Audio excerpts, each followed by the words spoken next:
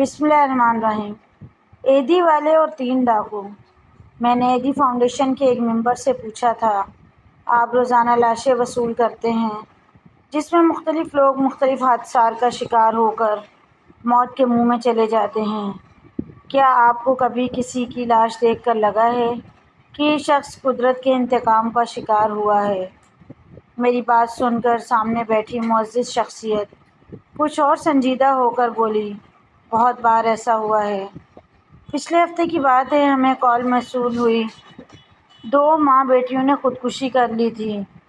ہم لوگ فوراً موقع پر پہنچے، قانونی کارروائی کے بعد لاشیں تحویل میں لے کر ان کو غسل دیا، کفن دفن کا انتظام کیا اور محلے والوں کی مدد سے جنازے کے بعد ان کی تدفین کر دی۔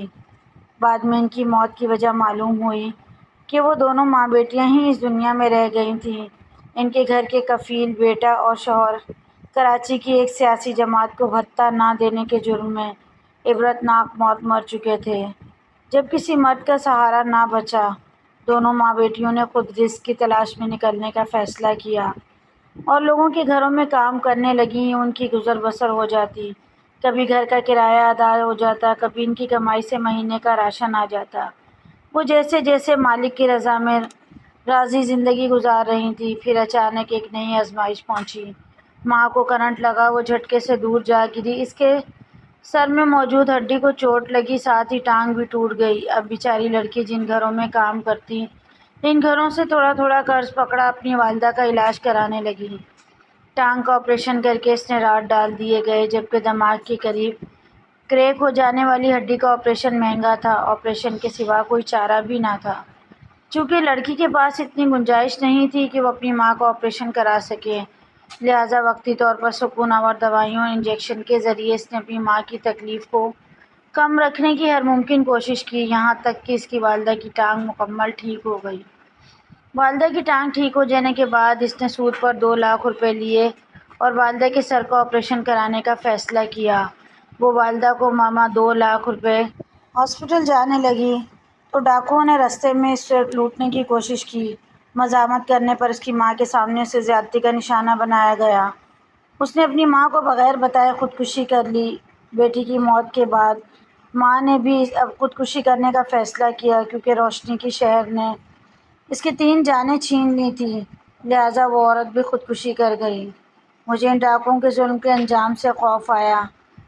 میں نے ان کو پھر بھی انجام تک پہنچانے کا سوچا اور جس جگہ واردات ہوئی وہاں موجود قریبی گھر کے کیمرے سے ڈاکوؤں کی CCTV فوٹیج اور اپنے ایک پولیس والے دوست کے ذریعے ان کی تلاش شروع کر دی، مگر ہمیں دوسرے ہی دن وہ دوبارہ 3 لاشیں اٹھانے کی کال آ گئی۔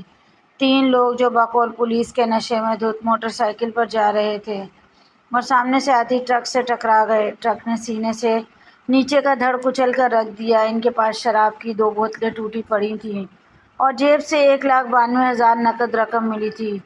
جب میں پولیس سے لاشیں تحویل میں لینے پہنچا تو میں حیران رہ گیا۔